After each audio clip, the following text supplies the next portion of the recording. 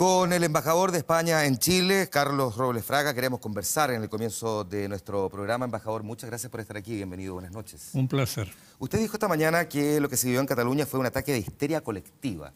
¿A qué se refiere con eso? Bueno, a mí me gustaría señalar una cosa. Aquí no hay un problema entre España y Cataluña. Este es un problema de algunos catalanes con el resto de los catalanes y con prácticamente todos los españoles, salvo unos poquitos.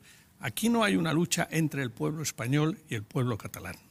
Eso no es así. Desgraciadamente, hay una parte del pueblo catalán, que es la que estamos viendo en estas imágenes, que ha llegado a la conclusión de que necesitan para ser felices la independencia de su país respecto al resto de España, lo cual debo decir que es absolutamente ilegal en derecho internacional, en derecho europeo, en derecho español y en derecho catalán. Es decir, ellos están violando su propio estatuto, que aprobaron que han aprobado 2 veces porque ha habido 2, y incumpliendo ese mismo estatuto para aprobar una ley que es primero la ley del referéndum, que es lo que se intentó evitar el domingo pasado, y en segundo lugar una llamada ley de transición, que es la que estaría en vigor cuando ellos declaren la independencia, cosa que no sabemos si va a suceder o no. Probablemente esa quizá es como de las preguntas que muchos se hacen mirando la realidad desde fuera. ¿Cómo se explica que calificado de inconstitucional por el mismo tribunal ese referéndum se haya llegado hasta este punto entonces? Bueno, a mí lo primero que me gustaría es insistir en algo que se dice allí. El gobierno declaró ilegal. No, el gobierno no ha declarado ilegal nada. En España la ilegalidad la declaran los tribunales. En unos casos es un tribunal superior, en otros casos es un tribunal constitucional. Depende. En este caso el Tribunal Constitucional es el que ha declarado ilegal tanto la ley que se aprobó el otro día en el Parlamento de referéndum como la ley de transición hacia la República Catalana. No es el gobierno español. El gobierno español lo que está haciendo es cumplir unas órdenes que ha recibido del Tribunal Constitucional y de los jueces del Tribunal Superior de Justicia de Cataluña. Y eso explica esas desagradables, tristes escenas que hemos visto. Por cierto, en el reportaje de ustedes se dice otra cosa, alguien dice otra cosa que no es exacta. Nunca hemos visto nada parecido aquí. Absolutamente falso. Yo le puedo mostrar escenas de hace no muchos años en el que la policía catalana reparte, como decimos en la península, estopa a manifestantes cuando intentaron asaltar el Parlamento catalán, creo que fue en el 2010. Y son unas escenas no menos impactantes que esas. A este respecto también me gustaría matizar un poco las cifras que se han dado por la prensa. Después de esa desgraciada jornada, que insisto es francamente deprimente, ha habido hospitalizados 4 personas. Luego, y según cifras oficiales de la Generalidad, del gobierno catalán, que por cierto sigue funcionando, es decir, a pesar de todas las ilegalidades que está cometiendo, el presidente Puigdemont esta tarde ha vuelto a hacer un discurso al respecto. Y según el mismo presidente, votaron 2.260.000 personas. Si votaron 2.260.000 personas, que no votaron porque las cifras son falsas, pero esa es otra historia, evidentemente la represión no fue ni brutal, ni generalizada, ni nada. Es, como a pesar de lo que se ven en las escenas, fue una cosa mucho más limitada de lo que parece. Y esa fue la realidad, porque si no, no hubieran podido votar los 2.260.000 personas que ellos dicen que votaron. ¿Por qué, a pesar de que son pocos, como dice usted, hay catalanes que quieren conseguir la independencia de España? Bueno, ¿qué es lo que puede haber detrás de eso? Mire usted, esta es una historia muy larga, que no empieza ayer, porque eso es, como se puede usted imaginar, no surge de repente ese deseo de ser independiente. Desgraciadamente, en Cataluña, desde hace varias décadas, se están difundiendo, y nadie las contestó a tiempo, toda una serie de falsedades que crean un mito histórico que empieza con el mismo hecho de un acontecimiento histórico que tiene lugar en 1713, en que, muerto el rey de España, hay una pelea entre 2 dinastías, la francesa y la alemana. Y la población de España en general y la de Cataluña también, quedó bastante dividido. Al final, es una historia muy larga y muy aburrida. Bueno, queda en el gobierno, queda en la monarquía, quedan los Borbones, que son franceses. Ese Borbón quita una serie de reglas medievales que había, que impedían, por ejemplo, o dificultaban el comercio entre los distintos reinos que componían el Reino de España. Con el resultado de que a partir de 1713 el comercio catalán se expande por toda España y es el inicio de la riqueza catalana, porque todo tiene una explicación. Ellos encuentran un mercado que hasta entonces no tenían, que es el resto de España. Y eso es lo que favorece la enorme, además del trabajo de los catalanes, como es natural, que todos sabemos que son gente muy laboriosa. Hay otros muchos mitos que se han contado y que son falsos, absolutamente falsos, por eso son mitos. El mito de España no roba.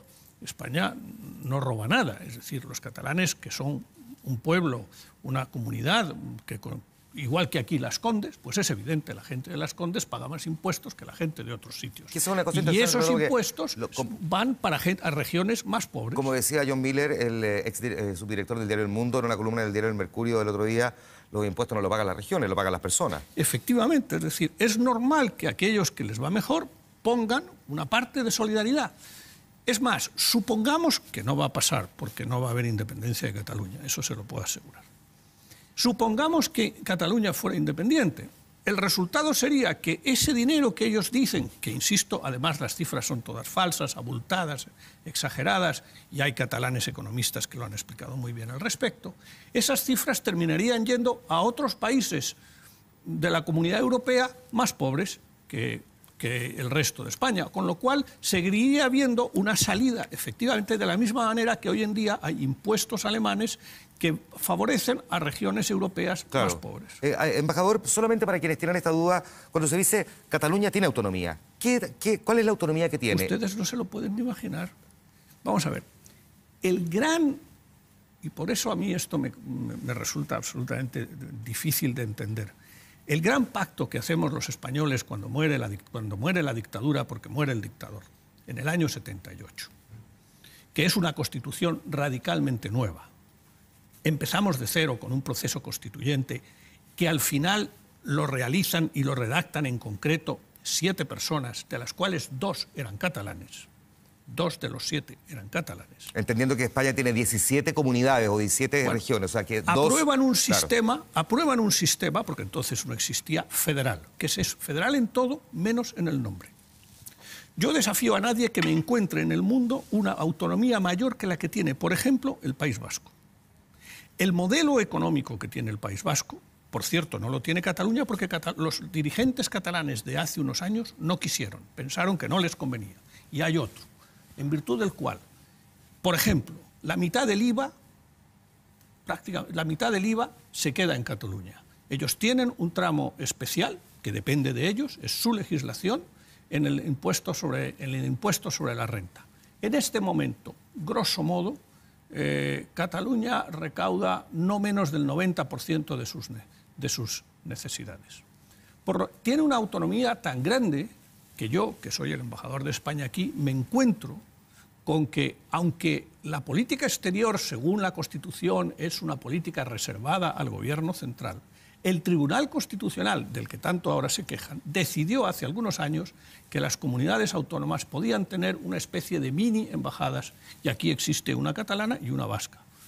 Se dedican fundamentalmente al tema comercial, evidentemente no son embajadas reconocidas como embajadas, funcionan como fundaciones, como empresas, etcétera, pero tienen representaciones para sus propios intereses en el tema de sus competencias. A mí no es lo que más feliz me hace, pero con ellos debo decir que por lo demás tenemos una buena relación y ningún problema. El presidente de gobierno, Mariano Rajoy, se ha visto envuelto en una situación que es compleja para cualquiera que le haya tocado gobernar, es complejo. Sin embargo, es un presidente al que le costó además poder llegar al poder porque por el sistema electoral español es el Parlamento finalmente a través de acuerdos políticos el que designa al equivalente a primer ministro o presidente, entendido que es presidente de gobierno porque el jefe de Estado es el rey. Mariano Rajoy, ¿en qué pie queda después de esta situación? Porque hay quienes han planteado que podría ocurrir que algunos partidos políticos le quitaran el respaldo en el Congreso. Bueno, si eso sucede, iríamos a unas elecciones generales y tampoco es tan grave. Es decir, la democracia consiste en que efectivamente se puede votar quien tiene que votar. Por cierto, en Cataluña, en los últimos, desde que hay democracia, se ha votado no menos de 35 veces. O sea que a mí me pueden decir muchas cosas, pero no que no han votado. Y votan. Lo que pasa es que hay cosas que no se pueden votar, porque son ilegales. Y no lo decide el gobierno, lo deciden los tribunales. No se puede votar un referéndum de independencia que no está reconocido en Chile, en Francia, en ningún lugar del mundo, salvo probablemente, creo recordar, Etiopía. Si el presidente de gobierno aplicara yo creo que a esta altura es bastante conocido por el resto de la comunidad internacional, artículo 155 de la Constitución española. En la práctica voy a hacer la síntesis, no muy somera, no lo voy a citar textual, pero si finalmente considerara que se está incumpliendo las reglas y las normas básicas para poder funcionar en autonomía en Cataluña, y por lo tanto el gobierno central de España toma el control de Cataluña en ese entendido, ¿sería una solución o sería apagar el fuego con benzina? Mire usted, lo primero es volver a la legalidad y después negociaremos lo que tengamos que negociar. El gobierno lo ha dicho, el presidente lo ha dicho, y en el fondo el discurso del rey va en ese sentido. ¿Cómo se vuelve a la legalidad cuando el presidente de la Generalitat plantea que se van a declarar la independencia aquí el lunes? Bueno, pues a lo mejor ese día habrá que tomar medidas respecto al señor Puigdemont. Ya veremos, y yo de eso ni entiendo ni me puedo adelantar a los acontecimientos. Lo que le puedo decir es que no va a haber independencia de ninguna manera, porque somos un Estado democrático de derecho que hace cumplir las leyes que nos hemos dado todos los españoles en el año 78. Déjeme que le diga a este respecto lo siguiente. La ley que más votos ha tenido de Cataluña es precisamente la Constitución de 1978. En ninguna otra ley, ni siquiera las dos versiones que ha habido del Estatuto Catalán de Autonomía, votó tan gran número de catalanes. Es más, los catalanes en el referéndum para aprobar la Constitución del año 78 superaron la media nacional. Hubo un porcentaje mayor de catalanes que un porcentaje, por ejemplo, no me atrevo a decir si fueron andaluces o murcianos. Y el 91 o 92% de esos que votaron fue a favor del sí y a favor de la Constitución. Cataluña aprobó la Constitución es la norma básica de la que surge la autonomía de Cataluña y, por lo tanto, queremos que se cumpla. Una vez que eso esté cumpliéndose, habrá evidentemente que llegar a algún tipo de negociación, puesto que aquí, como se ha dicho en su reportaje de antes, hay un problema político. Nosotros no negamos que haya un problema político. Lo que decimos es que los problemas políticos se tienen que resolver conforme a la ley. Problema político que se resuelve entregándoles más grado de autonomía, por ejemplo, volviendo a esta alternativa de adaptar o adoptar, como el País Vasco, mayores grados, digamos, de utilización, no sé, de sus recursos o fórmulas que en su momento ellos rechazaron, volver a ponerlas sobre la mesa. ¿Sería una fórmula, no sé, una mediación internacional como otros lo han planteado, o eso, por el contrario, podría también agravar el tema porque sería reconocer que de alguna manera aquí hay un conflicto de dos estados? Mire usted, mediación internacional no va a haber. Eso lo podemos descartar y nos podemos olvidar de eso. Porque no hay ningún organismo internacional hasta ahora que reconozca el resultado del referéndum. Hoy mismo ha habido un debate en el Parlamento Europeo, que ha sido un debate que ha dejado muy claro que lo primero es respetar la ley democrática, no cualquier ley. Porque a todo esto, esta idea de que votar es siempre democrático es falso. Mire, en época de Franco, que yo la conocí, porque yo termino mis estudios de Derecho el mismo año que él muere, hubo unos referéndum, se votó y no eran democráticos. O sea que referéndum no democráticos hay muchos. La farsa electoral que hemos visto el otro día en Barcelona y en Cataluña en general es exactamente lo mismo. Es decir, hemos visto en los medios de comunicación social decenas de fotografías de gente que votó 3, 4, 5 y hasta alguna persona 20 veces. Bueno, eso no tenía ningún control y no sirve para nada. Mire, yo soy un humilde embajador. Yo no sé cómo va a ser la negociación, ni si va a haber negociación, ni cuándo va a haber negociación.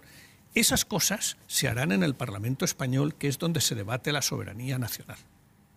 Y serán los partidos políticos los que tengan que decidir, y ahí tenemos una amplia panoplia de partidos políticos, los que tendrán que decidir lo que tengan que decidir. Yo me limito a ser un funcionario lo menos mediocre posible.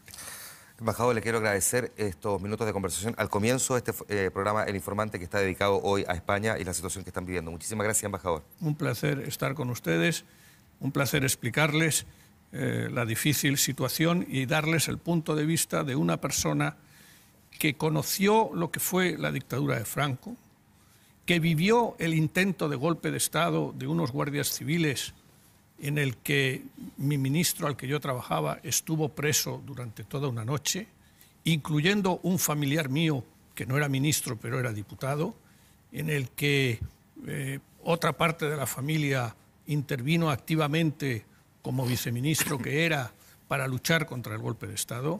Aquí nos encontramos en una situación que, si no se llama todavía golpe de Estado, cada día se parece más. Eso es algo contra lo que los demócratas vamos a luchar contra todas nuestras fuerzas y, por lo tanto, le agradezco mucho que me haya dejado explicarme hoy esta noche con ustedes. Perfecto, embajador. Muchísimas gracias. Que esté muy bien. Buenas noches. Un placer.